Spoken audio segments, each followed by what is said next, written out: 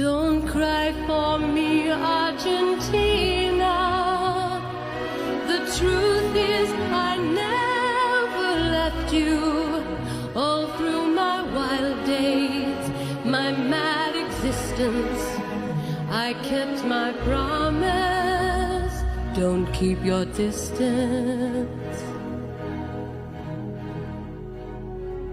Don't cry for me, Argentina.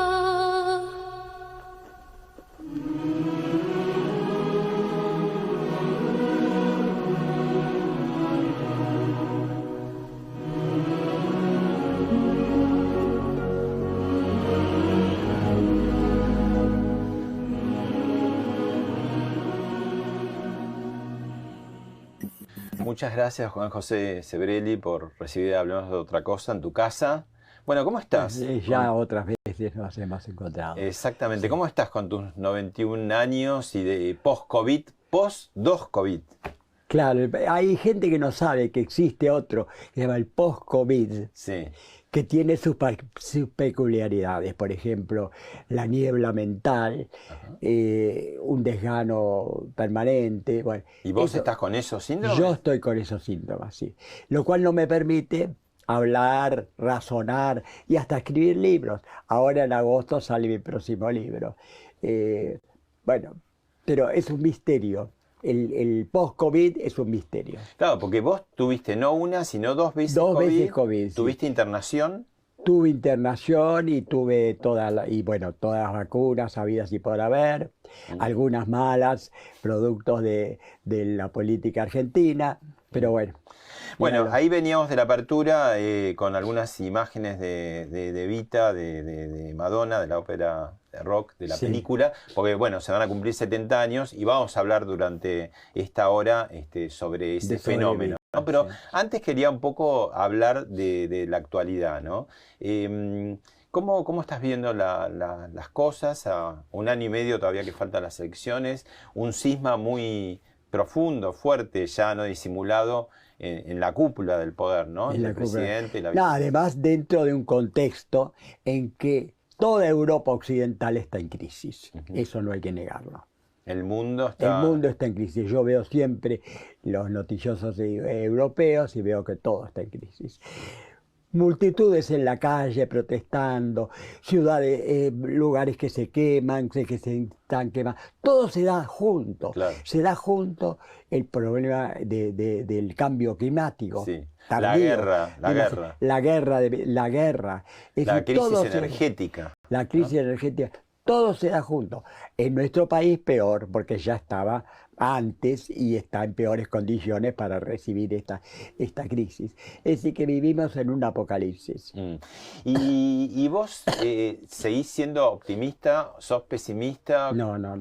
Ni pesimista ni optimista. ¿Qué sos? El sentimiento que predomina en mí es la incertidumbre. Sí. Eso es lo más lúcido que se puede hacer. Todo optimista es un ingenuo y todo pesimista es un maldito. Claro. Pero yo no soy ninguna de las dos cosas. Bueno, naciste en un año de mucha incertidumbre para Argentina, ¿no? Total, 1930. La primera crisis militar, la primera dictadura militar, la primera gran crisis económica que tuvo el país. Y el mundo también, Y ¿no? el mundo. Claro. Es decir que, y muero en eso peor todavía, porque bueno, todavía no sabemos, todavía te faltan ver muchos apocalipsis más. Apocalipsis. Espero no vivir mucho, no creo que viva tantos años, pero cada día aquí es peor. Cada día aquí es peor. Así que es una vida. Y eso me ha llevado a tratar a escribir un libro. Ya había escrito otro, el que escribí sobre el COVID, junto con Marcelo Joffre. Pero ahora que se llama Desobediencia Civil y Libertad Responsable. Casi me hacen juicio por ese libro. ¿Quién? Y pretendieron, muchos periodistas llamaron, ¿cómo no hay un juez que le haga un juicio a este hombre? Bueno, no me eligieron. Por el tema porque claro, parecía que vos convocabas a la rebelión. Yo no convocaba a la rebelión, que los negocios abrieran todos al mismo tiempo, cumpliendo con el barbijo, con todos los reglamentos que hay que tener y el cuidado, pero que abrieran todos al mismo tiempo, porque la crisis económica va a ser terrible. Y ahora se está viendo. Efectivamente se está viendo. Y vos que has sido toda la vida un flaner, ¿no? Que explica qué es para la gente, que es aquel que... Flaner es una palabra francesa que descubrió Sarmiento. Sarmiento de sus viajes habla de flaner. No soy yo el primero que lo emplea. Que surgió en París, cuando París se moderniza con las grandes avenidas, los grandes negocios y qué sé yo. Es el placer que uno siente en estar solo. El flaner es un solitario, pero en medio de la multitud. El ejemplo sería alguien en un café, como vos, escribiendo, En leyendo. la ventana de un café. Yo no quiero sentarme nunca en los cafés adentro, en la ventana, viendo pasar la gente. Me encanta ver cómo cada rostro es distinto. No hay dos rostros iguales. Eso me apasiona. Me apasiona. El flaner camina sin rumbo fijo, Claro. pero tiene sus paros ya como limitados. Los paros míos son básicamente... No digas porque Los van a ir cafés, todos. ¿eh? No digas porque van todos tus admiradores a verte. No, pero no voy a decir los detalles. Los cafés literal, los cafés. Sí. Primero los cafés donde se reúnen los literes, que cada vez hay menos. Claro. Había una calle que fue una calle de mi juventud, Sí. la calle Villamonte, que era una calle llena de cafés. Cerca de la universidad, del rectorado. Cerca de la claro. universidad, del rectorado, había teatros independientes, Claro. había cines club, estaba Todo todo un estaba clima ahí. cultural muy Eso propicio. lo destruyó totalmente Onganía. Onganía lo destruyó. La noche de los bastones largos en adelante. La noche de los bastones largos destruyó todo eso. Hoy no hay nada. Pero siempre hay alguna librería. Librerías, las paradas de un flaner de yo, o hay otros que tendrán otras. Claro. Para mí son las librerías de viejo. Meterme en la librería de viejo y hojear, me apasiona. Bueno, los cines, aunque no vaya al cine, ver, cuando empecé a hacer flaner, me detenía a mirar, había en la sala de cine, todos los jóvenes Los afiches. tenían afiches. Y eran, ¿te acordás esa Con línea fotos. de cines con L, los Suar, los Rein, Lorca? Sí. Que eran todos que tenían casi como una curaduría de cine. Casi como una curaduría. Esa era otra Cine parada. intelectual, otro cine también, ¿no? Todo, sí, Bueno, todo sí, eso no existe más. no existe más. Pero igual te sigue gustando salir. Y bueno, el cine y los cafés. Claro. Y los Ahora cafés. te cuidas un poco del frío, pero en cuanto... Sí, no, y no puedo caminar. Ya tengo que ir a un lugar concreto, Sí. que ahora generalmente es la biela, ¿no? Generalmente es la biela. Que tenemos que cambiar de día con quien me acompaña, porque se junta tanta gente que ya Claro. sabe que ese día estamos en la biela. Que No podemos sabe la salir. gente si mirar la estatua de Borges y Bioy o mirarte a vos. Sí, sí. ¿no? Bueno, te llevo a un momento que vos tenías 22 años, ¿no? Sí. Y es mira, Ah, sí, la muerte de la señora Eva Perón. año 52. Sí. O sea que vos tenías 21 años, porque cumplís en 21, sí, noviembre, sí. ¿no? ¿Qué te acordás de aquella época? Bueno, Evita para mí tiene dos mitos seguidos. Primero, el mito de la actriz de radio. Yo era un idólatra de la radio y del cine en esa época. La radio, y dentro de la radio, el radioteatro. Es decir, que para mí era...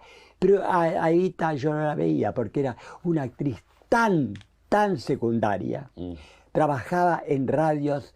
Yo escuchaba las radios importantes, que era el Radio del Diario y el Radio del Mundo, sobre todo, y Splendid.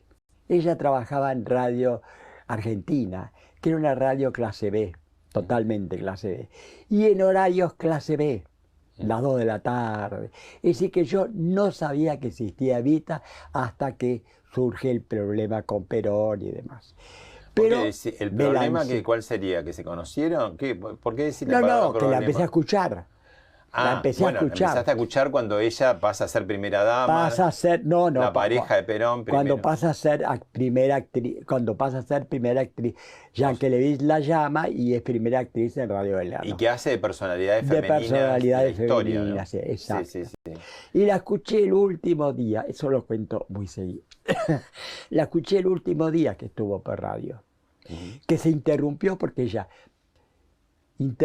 está en una novela, que esa vez no era novela de biografía de mujeres. Por rara casualidad le había tocado una novela de tipo ciencia ficción. Ella era una exploradora del espacio. Bueno, y de pronto se interrumpe la radio deliberadamente. Como Orson Welles. Alguien interrumpe eso y transmite la noticia de que Perón ha sido llevado preso. Se interrumpe. Y ella se va de la radio. Cuando oye esa noticia, inmediatamente se va. La novela queda inconclusa. Nunca se dijo por qué no se transmitía. Al día siguiente ponen otra cosa. Ella no aparece, se va al Tigre. Y son esos días que no se sabe si se fue al Tigre. Viste que hubo algunas leyendas, o no sé si es real, que ella fue como fue al Tigre. a darles ánimo a los sindicalistas. Dicen por otro lado que le pegaron, ¿te acordás? Había distintas versiones. Pero ella fue a acompañarlo a él. No era Tigre, era Martín García. Bueno, no, lo que pasa, ahí a Perón lo llevan a Martín García. Sí. Ella no fue. Pero ella va, después que él está ahí, va y se pasean en un yacht y demás. Unos pocos días. Bueno, dicen que Perón se puede concebir sin Eva Perón. Pero Eva Perón... No. Entonces, incluso Perón en un momento le dice... ¿Te acordás unas entrevistas que le hizo Tomás Eloy Martínez en Puerta de Hierro? Le dice, Eva Perón es un producto mío, ¿no? Como que fue ese fenómeno. ¿Vos qué pensás? Bueno, ante todo, yo he hablado con mucha gente que los conocía muy íntimamente, entre otros Arturo Jauretche. Todos coinciden en que los dos eran sexualmente gente fría. Que el poder los dominaba totalmente. Los erotizaba el poder, quizás. Los erotizaba el poder, pero sexualmente eran fríos. Bueno, es una cuestión de ellos, pero digo, desde el punto de vista político, digo, que es una pareja muy fuerte. Sí. Que después el peronismo lo va a repetir, porque digamos, el mismo Perón lo hace con Isabel Perón, no es tan buen producto, ¿no? En ese sentido, podríamos decir. Un fracaso. Y hay otras parejas, ¿no? Porque en su momento, qué sé yo, Scioli y Karina Rabolini, Massa, Malena Galmarini, son obviamente no de ese tenor. Pero hay dos parejas únicamente de las cuales antes que Evita son la de Roosevelt con Eleonora Roosevelt y la de Chiang Kai-shek con su mujer, que son dos mujeres realmente importantes, muy importantes, y con una calidad intelectual que nunca tuvo Evita. Claro. Hay que reconocerlo. Después tenés la de John Kennedy y Jackie, pero que es más más visual, ¿no? Es una cosa más visual. Pero yo te iba a remitir a otra pareja peronista, un poco a las patadas, pero pareja al fin, ¿no? Por lo menos institucional, que es la pareja del presidente Alberto Fernández y su vicepresidente y mentora, que es Cristina Kirchner. ¿Por qué te parece que eso no funciona, digamos? No, es completamente distinta, porque acá la que más... Evita no manejaba, Perón manejaba todo, incluso Perón le impidió ser vicepresidenta, no hay lugar a duda. Fue Perón el que dijo no va a ser vicepresidenta. Y en cambio acá la que maneja todo. ¿No fueron los militares? Los militares presionaron, pero Perón no hubiera podido presionar en contra. ¿Y por qué crees que Perón no lo quiso? ¿Se le iba ya un poco de las manos el personaje? Y eso no se sabe. También porque Perón sabía que ella se moría. Bueno, pero se murió antes Quijano, Se murió antes. que fue finalmente el vicepresidente que él eligió, murió antes que Evita, sí. o sea que esa causa me parece que mucho no. Sí, no, es que eso no va a quedar en las sombras. Parece que en la época era como demasiado, ya una actriz con No, un bueno, pero oficial del eso es ejército. demasiada audacia. Por eso, hoy en día uno dice, qué ridículo, pero hay que remontarse a 70 A años. esa época, casarse, irse a Junín con esa familia exótica que tenía Evita. Bueno, Así le fue, con Juancito. Sí. Es Era una- hija de un terrateniente, ¿no? Sí. Y de una mujer que era hija de puesteros de feria. de Puestero Feria. Las típicas familias Sí, dobles, ¿no? de la época, sí. Una cosa que hoy no se puede ni entender siquiera, pero en aquella época existía. Bueno, eso le trajo mucho. Eso es la psicología de Perón, es las audacias del tímido, porque Perón era un hombre muy cauto, muy cauteloso, que vivía midiendo todo, y ahí se desaforó. Es el desafuero de los tipos muy contenidos, se desaforó completamente. Yo creo que él necesitaba tener una mujer al lado de él porque es soltero. Un presidente soltero nunca había existido. Bueno, era viudo, ¿no? Era ¿cómo se viudo, llamaba? sí, pero Tizón, Aurelia Tizón, creo que era la primera. Sí, que no tuvo vida pública. Ninguna vida Sí. pública. Y tuvo amantes como la Lolitas, sí, el verdadero sexo de Perón fueron las Lolitas. Eso Claro. ya, después de muerto Evita, la Güez, la chica de la Güez. La mendocina. Nelly Rivas y no sé qué otras. No, antes de una mendocina que se la trajo de Mendoza, él estaba en Mendoza, se la trajo a vivir con él en el departamento, el primer departamento que tuvo en Arenales y Santa Fe. En Arenales y Purredón. Ajá. No el de Posadas, en Posadas estuvo con No, Evita. eso fue después. El primer departamento que tuvo él lo tuvo con la chica que era una menor de edad, absolutamente menor de edad. Era lo que le gustaba. Lo único que se revelaba a Perón era en las menores de edad. Juan Y José. la trajo y después, cuando la conoce Evita, él no se anima a sacarla de la casa.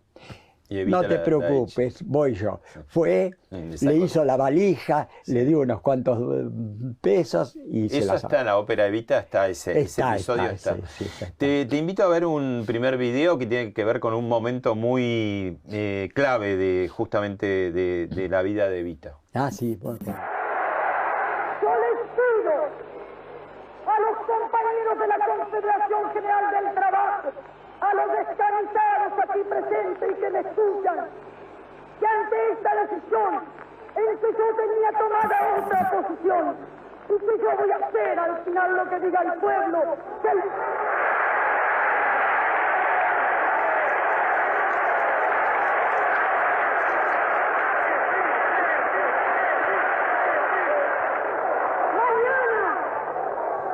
Mañana, ¿cuándo?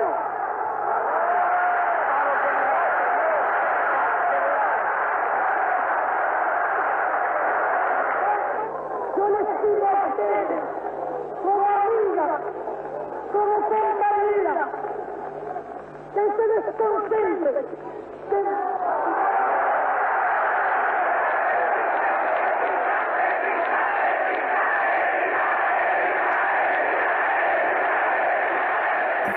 Ahí hay tensiones en el palco, ¿no? Sí, Hay sí. tensiones en el palco. Ahora, Esto, perdón, es la fórmula Perón-Perón. La Tan fórmula. Perón y Evita, la 9 de julio, una de las multitudes de la historia más importante, porque Más estaba muy importante. lleno, ¿no? Sí, sí, sí. ¿Y qué pasaba ahí? Ahora, yo quiero señalar algo.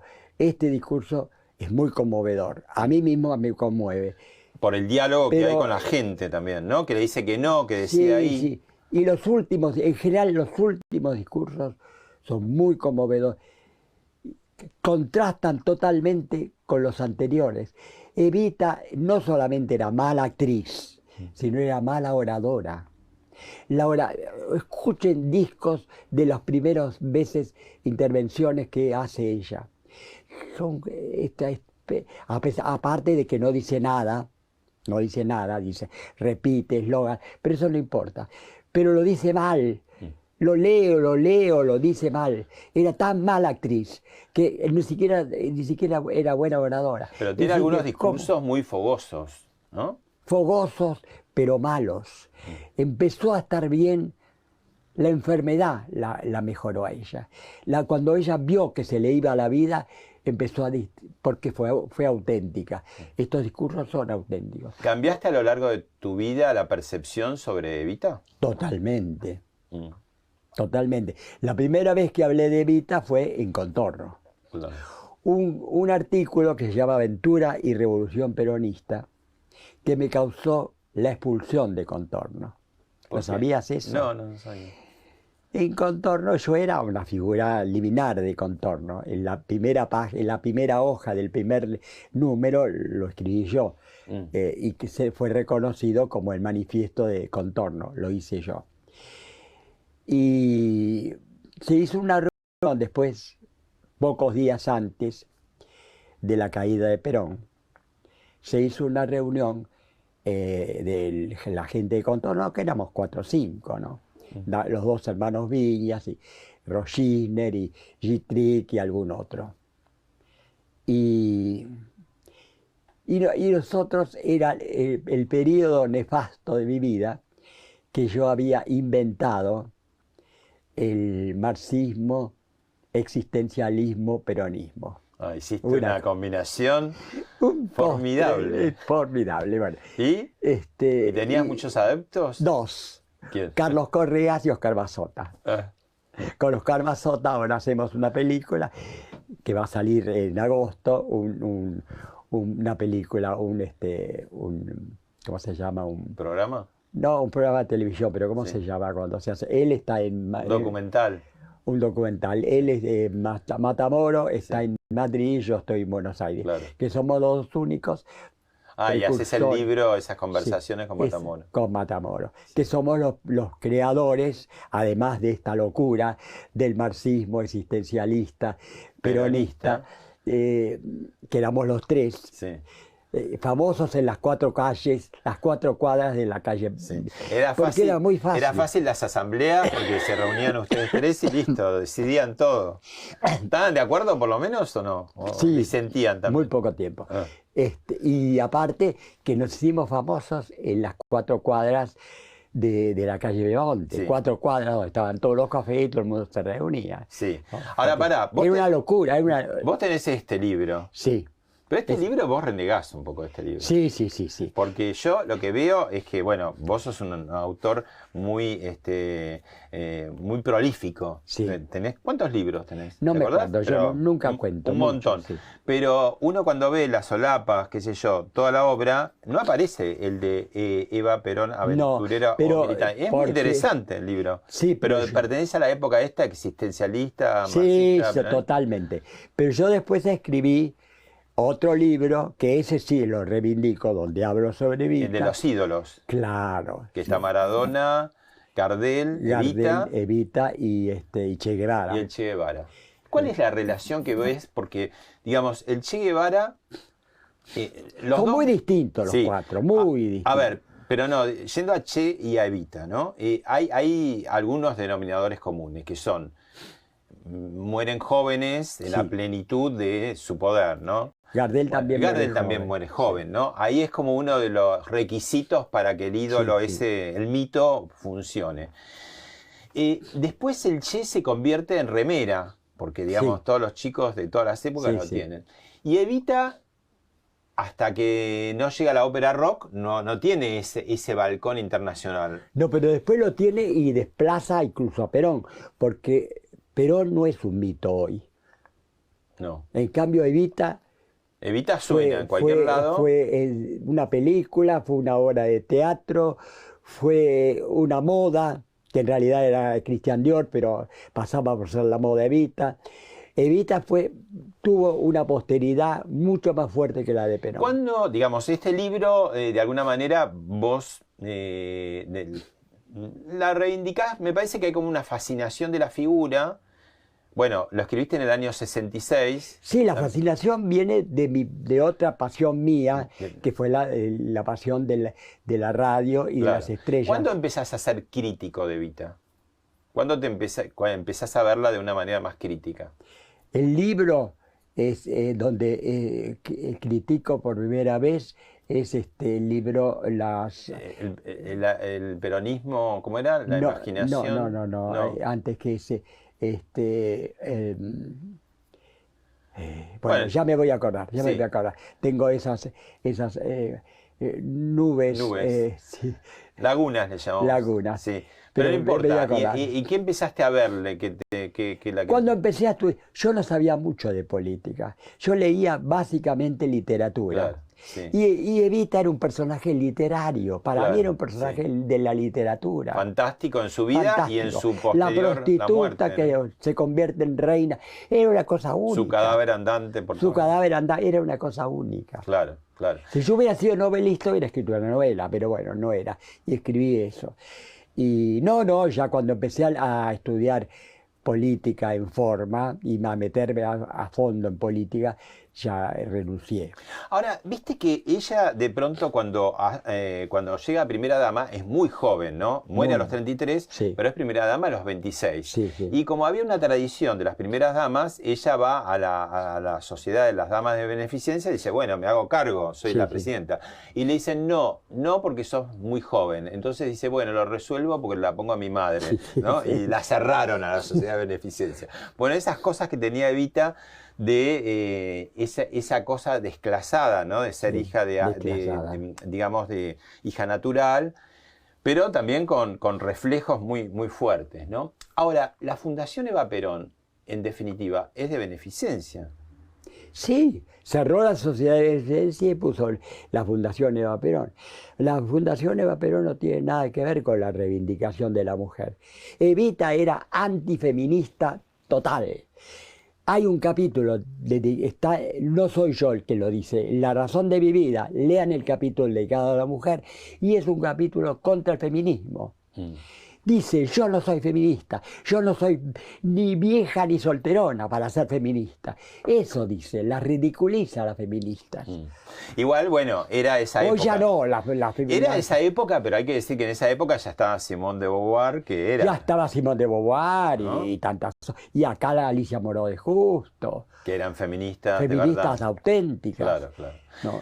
Bueno, te invito a escuchar ahora a Julio Bárbaro, dirigente peronista de distintas épocas, a veces más ortodoxo, a veces más oficialista, ahora no tanto, pero esto dice de Eva Perón. A ver. Evita es la expresión de todo lo que la clase alta, elegante, no quiere. No tiene familia armada, no tiene apellido, no tiene historia.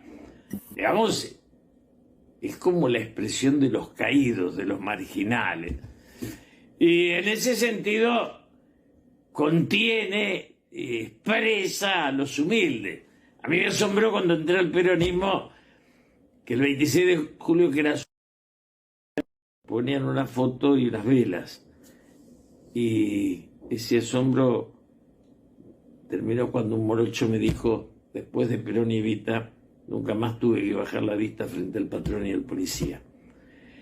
Evita, no por nada, hay una ópera. Es uno de los argentinos que trascendieron, como el Che Guevara, o Borges, o Perón, o el Papagoy, o Barenboim. No son muchos los que trascendieron. Y Evita es de lo más importante, porque desde la clase de los desposeídos expresa a una sociedad que no los quiere, que fue muy difícil de integrar. Evita es el dolor, Evita es la dignidad. Bueno, esto está completamente anacrónico. Él habla de la Evita, de los primeros, de la muerte de Evita y los primeros años. Nada que ver. Porque después Evita es olvidada. ¿Quiénes reivindican a Evita? La juventud dorada que él desprecia. Los jóvenes universitarios, izquierdistas, peronistas, que inventan un peronismo de izquierda, sí, que después va a ser de izquierda o de derecha. Una Evita montonera. La Evita montonera. Eso es un fenómeno de los jóvenes de clase alta, fundamentalmente. Yo pongo la lista de los montoneros, la cantidad de apellidos conocidos de los montoneros, es increíble. Eso está documentado, no es una invención mía. Está documentado. Los montoneros son un producto de jóvenes universitarios de clase alta o media alta. Ahora, hay un aspecto de Evita, más allá de que estoy de acuerdo con vos con lo que decís de esa cosa conservadora. Ella lo decía públicamente en sus discursos: le pertenezco a Perón, no soy nada sin Perón. Sí. Pero, ¿te acordás que en un momento, después del levantamiento fallido del año 51 del general Menéndez, ella manda a comprar a través de la CGT 5.000 pistolas automáticas y 1.500 ametralladoras? Ah, bueno, la violencia estaba en Evita, por que supuesto. Perón inmediatamente agarra como buen militar y se las da a Gendarmería, Se las da a ¿no? Gendarmería. Ahora, en ese Ella era más violenta, estaba más a favor de la violencia que más a Perón. la izquierda, Sí. ¿no? Yo digo, ese era el jacobinismo del peronismo. Perón era más bonapartista, ella era más jacobina. Pero jacobina, nada más. Jacobina, que ni siquiera sabría lo que es el jacobinismo. Espontáneamente jacobina. Un poco quizás le venía, volvemos a esa, ¿no? A ese origen, incluso esa violencia. ¿Te acordás cuando muere el padre? Que está en la ópera Evita y Sí. es fidedigno, que va los tres hermanos con la madre Y no lo dejan y son entrar. echados, ¿no? Sí, O sea, no sí. pueden ni siquiera despedirse de su padre. Sí. Y ese resentimiento por ahí germinó, ¿no? Sí, en sí. algún punto. Ahora, me parece que el origen de la Evita Montonera puede ser ese momento de ella de armas tomar, no en el sentido metafórico, sino real. Digo, manda a comprar armas y que Perón, por supuesto, no les acepta, da, digamos, ¿no? Eso. Sí. Ahí Bernardo Cordon decía, ¿no? Sí. Que había como un contraste entre el amor popular y el odio de clase, como que Evita está ahí en ese lugar, ¿no? ¿Vos creés que desató ella? Porque evidentemente es todo pasional con Evita, o es un amor incondicional o es el odio de la pintada ahí en la Residencia de Olivos de Vida al Cáncer, ¿no? Sí, sí. Y eso te sigue como el personaje cada vez más fascinante, ¿no? Porque Sí, tiene... Claro, murió muy joven, murió muy rápido para saber en qué hubiera terminado Evita. Yo creo que hubiera terminado en Madrid tomando el té con la hermana de Franco. ¿Vos te parece? ¿No te parece que cuando ese gesto de que ella compra las armas, digamos, en el 51, cuando hay en el discurso que veíamos recién de la 9 de julio, que hay tensiones en ese palco, porque empieza a escucharse más fuerte, y eso también la ópera Evita lo pone, que empieza la gente gritando Perón, Perón, y los tapan los que gritan Evita, Evita. Podría, esto es ucronía puro, ¿no? Sí. Decir, ¿podría haber habido un desencuentro y que ella se radicalizara más o no? No, vos... Difícilmente. Ella no tenía una ideología y tampoco la tenían los que hablaban de Evita Montonera. Estaban todos tan confusos en política, tanto Evita como los evitistas. Sí, pero no, te digo, esta cuestión del amor incondicional, la vela prendida, la estampita, la santa, y por el otro lado el odio, la yegua, la puta, digo, desde el punto de vista político, social, no... quedó como, digamos, no resuelto ese dilema, ¿no? Un personaje que se dividió la sociedad para mirarla. No sé si hasta hoy en día también o no. No, ya no creo, ¿eh? ¿Vos no le ves proyección Hoy sobre...? ya no creo porque el kirchnerismo ha hecho lo posible porque la gente se olvide de Perón y Evita. Para que se acuerden de Néstor. Me parece que hoy es Néstor y Cristina. Pero Cristina, ¿te acordás que ella primero no hablaba casi de Perón? Dijo que en el 73 lo votó a través de Jorge Abelardo Ramos, el Frente de Izquierda Popular, pero todos los discursos en la Casa de Gobierno lo hacía tenía detrás la gigantografía de Evita. O sea que claro, fue cambiando, pero cuando ella adquirió poder, se olvidó de Evita. Totalmente. No hay posibilidad de que se recuerde de Evita. O se acuerda de Evita como se puede acordar de San Martín, como un prócer que se pierde en la historia. Tomás Eloy Martínez, además de haber hablado con Perón en Puerta de Hierro, de haber hecho después la novela de Perón, después hizo Santa Evita. Y justo Santa Evita, en estas horas, a propósito del aniversario redondo de los 70 años del fallecimiento, llega a la televisión vía Disney. Fíjate todas las metáforas, ¿no? Sí. Tenemos unas imágenes para ver y lo charlamos. Bueno. ¿Qué día es hoy? Sábado.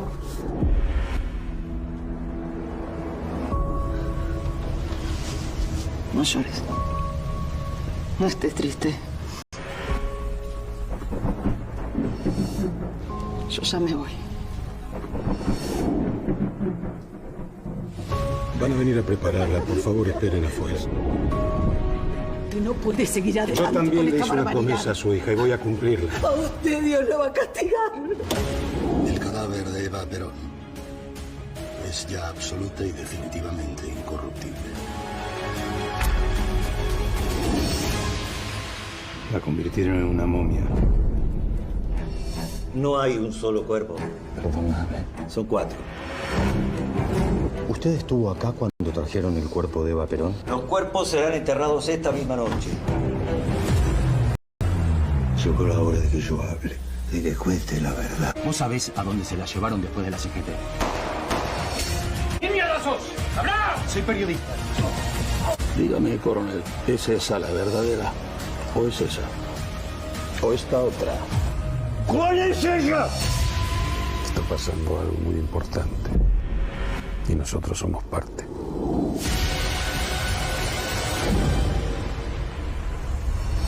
La flaca se va. Se va a descansar. Bueno, te la vas a ver esta serie. Sí, seguro. Ahora, ¿qué historia realmente de la literatura Literaria. conformada, Totalmente literaria. escrita a 4 manos por el Sí. peronismo y el antiperonismo, ¿no? Sí. Porque la vida después de la vida, ¿no?, de Evita, que es mucho más larga, porque ella lleva 70 años y ella vivió apenas 33, pero lo que pasó a partir del golpe del 55 con su cuerpo, Es increíble. ni un autor se atrevería a escribirlo, ¿no? No. Es increíble, sí. Porque fíjate que ahí, un poco en esto que veíamos recién en el tráiler, se ve que, no sé qué idea tenía Pedro Eugenio Aramburu, el presidente de facto, para que preservar por un lado el cuerpo, ¿no?, que no lo destruyeran. Lo agarró un oficial Koenig, que lo tenía ahí Que en medio se enamoró del inteligencia, cadáver, sí, del sí. cadáver, que era ahí Sí. en Viamonte y Callao, Sí, que sí. aparecían velitas a la mañana, ¿no? Sí, Como que la gente sabía dónde estaba. Sabía. Y después que manda a Europa como varios cajones, ¿no? Y eso estaba en un sobre lacrado. Sí. O sea, toda una historia realmente Una historia de increíble. intriga increíble, hasta que el año 71 le devuelven a Perón el cuerpo, ¿no? Que ahí lo toma López Rega y que trata de pasarle el influjo hacia Isabel Perón, que no tuvo Ningún ninguna éxito. suerte, ¿no? Ni hubo multitudes para ver el cadáver de Evita. Eso hay que reconocer. Se había acabado. No hubo multitudes. Claro, cuando muere, sí, fueron esos Ah, fastos, sí, pero cuando ese vuelve entierro el de Estado, cadáver, ¿no? cuando vuelve el cadáver, no. Pero es que fíjate que vuelve, además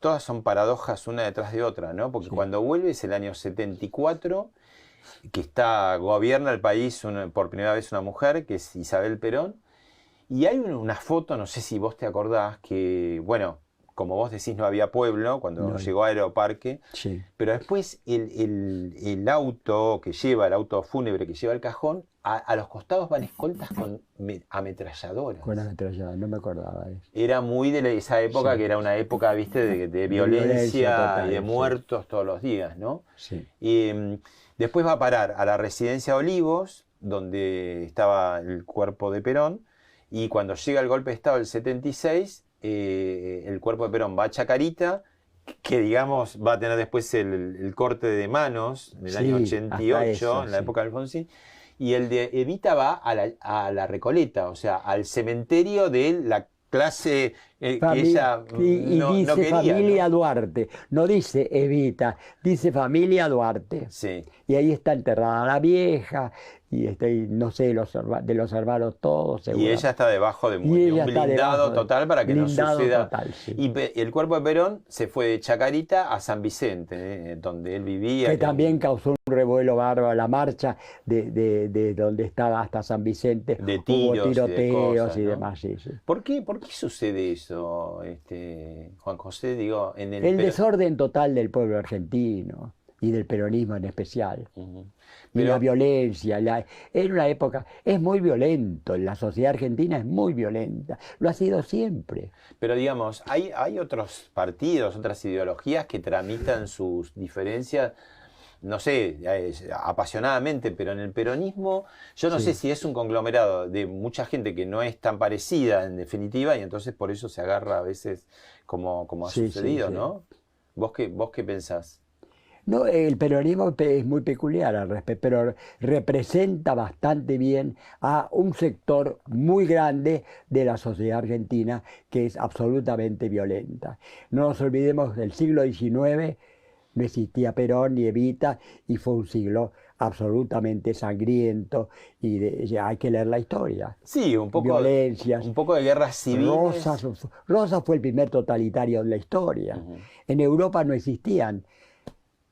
Luis Napoleón viene después. La Bueno, en historia Francia argentina. tuviste la Revolución Francesa, Bueno, y sí, el también. terror también, Pero era que otra el cosa. jacobinismo, como vos Sí, decís. pero era otra cosa. El La guillotina jacobinismo funcionaba, ¿no? un año duró. Mm. Un año duró. Sí, sí, sí. Un año. Y viendo estas imágenes, ¿no? Recién Natalia Oreiro que hace de Evita, es una historia que sucede con Evita muerta, ¿no? Porque Evita justamente muerta. el libro de Tomás es ese peregrinar, ¿no? De 14 años de ese cuerpo con una identidad falsa porque tenía otro Sí. nombre. ¿Te acordás si estaba enterrada en un... Una italiana, sí. Una Sí, sí. María Sí. Magister o Sí, algo así, Magister. en el cementerio de Milán. creo Sí, que de estuvo, Milán. ¿no? No, lo que te decía que ahí, volviendo recordando al Che y ahora Evita, esa puja, pobre, los dos no decían porque están muertos, No. pero esa puja por ser un ícono. Y Evita finalmente accede a ese lugar de ícono internacional. Yo creo que vos vas hoy en el mundo y por la ópera, rock, ahora... Todo. Y bueno, y el Che también. El Che No, se el Che convirtió fue en el primero, camisetas. obviamente.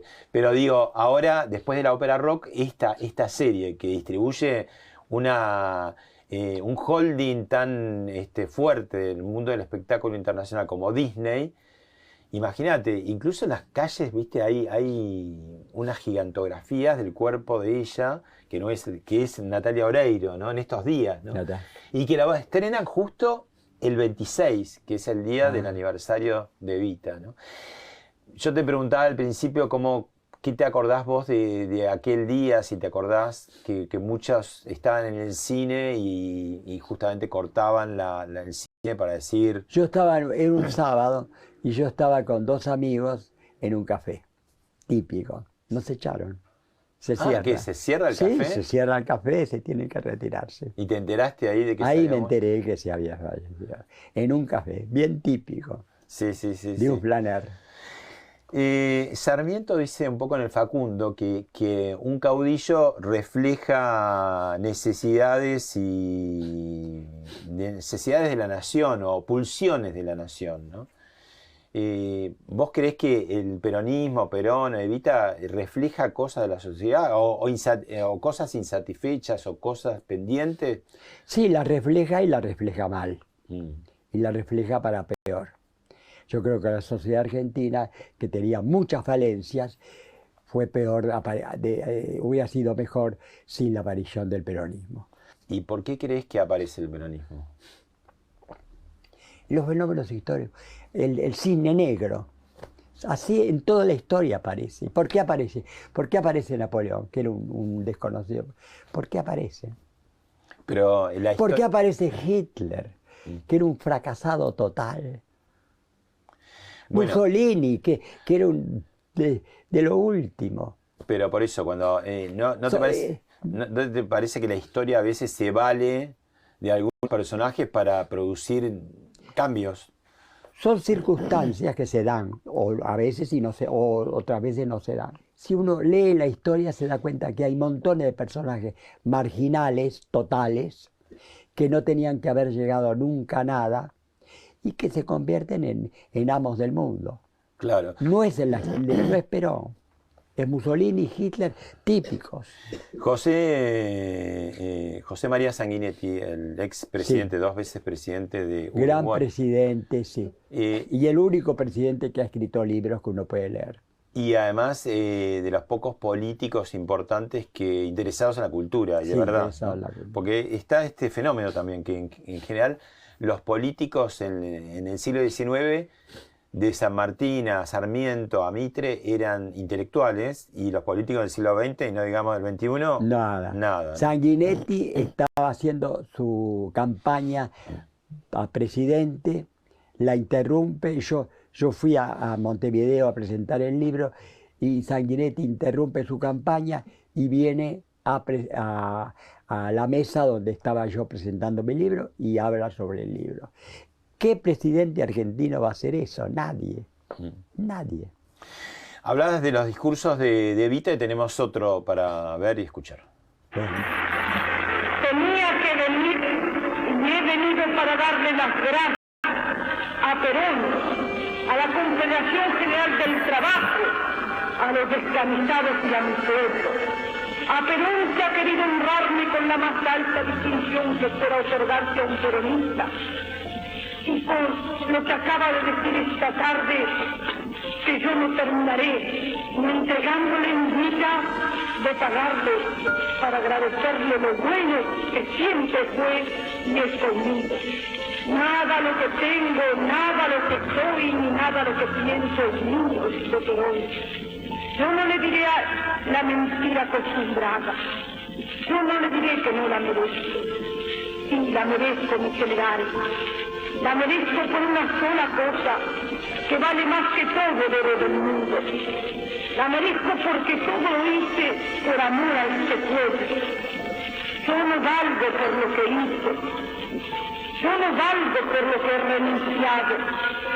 Yo no valgo por lo que soy ni por lo que tengo. Yo tengo una sola cosa que vale. La tengo en mi corazón. Me quema en el alma. Me duele en mi carne y arde en mis nervios. Es el amor por este pueblo y por Perón. El discurso, lo que se ve en este que veíamos al final, que ella tiene como un tono melodramático muy atractivo, llega Pero mucho. en los últimos, y lo logra, y logra, porque a mí me emociona en algunos momentos. Pero en los primeros era un desastre, era una nena leyendo, declamando en la fiesta de fin de Vos año. decís que el poder la fue como cincelando. Cincelando. Ahora, en este discurso que está bien dicho, es elocuente, sí lo que hace es como, lo habíamos hablado antes, ¿no? Su fidelidad total hacia Perón, ¿no? Lo Sí. cual hace que su feminismo sea muy relativo, ¿no? Totalmente relativo. Vuelvo a repetir, lean el capítulo de La razón de mi vida dedicado a la mujer. Es lo más antifeminista que se haya escrito. Exaltación total del machismo, de la mujer a la cocina y a los hijos y nada más. Yo hace un rato habíamos hablado de Sanguinetti y te lo traía a colación, porque te quería comentar, en Hablemos de otra cosa, y en algún momento él analizaba los caminos que se bifurcaron de la política uruguaya a la política argentina, ¿no? Como diciendo que en Uruguay, digamos, las conquistas sociales se dieron más al principio, fueron tramitadas de manera más consensual entre los distintos partidos, el colorado y el blanco, básicamente, ¿no? Democráticamente. Y dice que en la Argentina es como que eso demoró mucho tiempo, porque los socialistas se habían dedicado a escribir todas esas cosas, pero nunca llegaban al poder. Nunca llegó. Entonces, Perón ve ahí ese lugar, digamos. Sí, pero ahora, la separación esa, el responsable total de esa falencia argentina con respecto al Uruguay es Irigoyen, que es el padre, el peronismo, el populismo nace con Irigoyen. La prueba está que Perón siempre hablaba bien de Irigoyen. Y se habló de la línea Rosas, Irigoyen, Perón, que es, yo estoy totalmente de acuerdo con eso. Rosas un poco distinto porque es el siglo XIX, es otra cosa. Pero Irigoyen era un populista, a dar la letra, totalmente. Un populista más democrático porque estaba en el Partido Radical. Radical, claro. Y el Partido Radical tiene dos alas, un ala democrática, personalista y otra y un ala autoritaria representada por Irigoyen. Finalmente triunfa el ala autoritaria. Pero lo que te quiero decir, siguiendo un poco la línea de Sanguinetti, es que había una cantidad de cosas desde el punto de vista social, la clase obrera o... que se habían hecho en Uruguay democráticamente. Claro, y que acá no llegaban, y cuando llegó como una cosa de decir, bueno, vamos a arrancar esto. Sí. Y el peronismo me parece que encarnó eso, ¿no?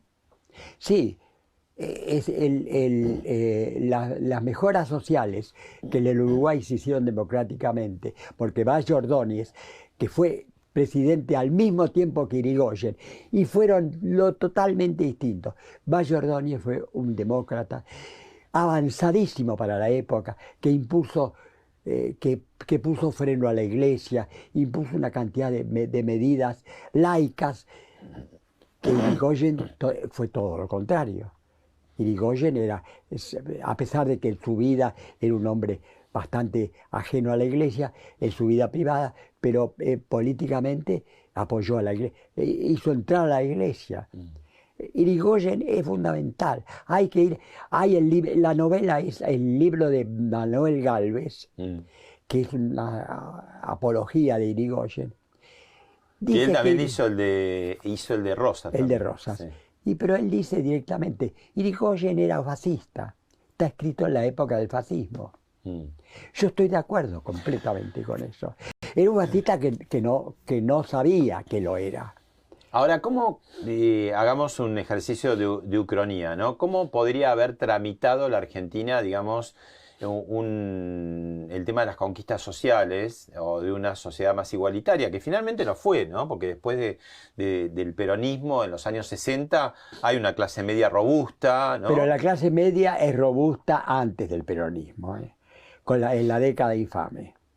Porque yo estoy en la clase media inmigrante, mi abuelo era un obrero y mi abuelo telefónico, y mi abuelo tenía jubilación. Murió mi abuelo y la jubilación le quedó a su viuda, y cuando murió su viuda le quedó a la hija soltera. Es decir, que esa jubilación duró años y años. Y era una jubilación que permitía vivir, no como las de ahora, que es una farsa. Sí. Porque Perón lo que hizo es meter la mano en la caja de jubilaciones y fundirlas. Un poco que no les gusta a los sectores a veces más progresistas la figura de Julio Argentino Roca, justamente en su presidencia, la ley 1420 de educación laica, gratuita Roca y libre. Es el fundador. Eso es lo que construye un poco la sociedad igualitaria. Totalmente. Inmigración y escuela laica. Son los dos momentos fundamentales para la Argentina moderna y democrática, que no llegó nunca a concretarse, pero que puso los fundamentos. Roca, detestado hoy por la mayor parte de los argentinos. No, lo que te quiero decir es que me parece que vos citaste personajes muy distintos, ¿no? Mussolini, Hitler, Perón, qué sé yo. Que la historia, cuando un personaje entra, es por algo. Porque no entra cualquiera en cualquier momento. Es porque necesita la historia valerse de alguien. Claro. A veces bien, a veces mal, ¿no? Alemania e Italia eran dos países que no iba bien, eran dos caos. Habían perdido, bueno, y Alemania había perdido la guerra. Pero si la Argentina estaba tan bien, como vos decís, ¿por qué emerge el peronismo, te parece? ¿Cuál es tu teoría? No, yo no digo que estaba tan bien. Tenía posibilidad de estar mejor. Democráticamente como el Uruguay. No estaba tan... Pero con Roca consiguió la educación pública en la época de Roca estaba muy bien al lado, mejor que la que hay hoy todavía. Para terminar, Juan José, ¿qué ves de la Argentina para adelante, con el peronismo, kirchnerismo o lo que venga, ¿pensás que el peronismo en algún momento va a poder institucionalizarse? No. Sobre el futuro yo no voy a hablar una palabra porque la incertidumbre es lo único que yo siento frente al futuro. Eso es lo único real. Porque es tan caótica el país, tan caótico el peronismo también, porque antes uno sabía lo que era el peronismo, hoy no se sabe, porque están todos peleados entre sí. Y la oposición también, hay montones de gente. Yo voy a votar por la oposición, obviamente, pero hay gente metida en esa coalición que yo detesto, por ejemplo, no los voy a nombrar, pero gente que yo detesto. No se sabe. Peronistas. No, pero ahí no peronista, gente así. Era lo que decía la teoría de Perón, que en la Argentina hay conservadores, socialistas, radicales, sí. y peronistas somos todos. Sí. Bueno, eso es cierto. Hoy es más cierto que nunca. Gracias, Juan.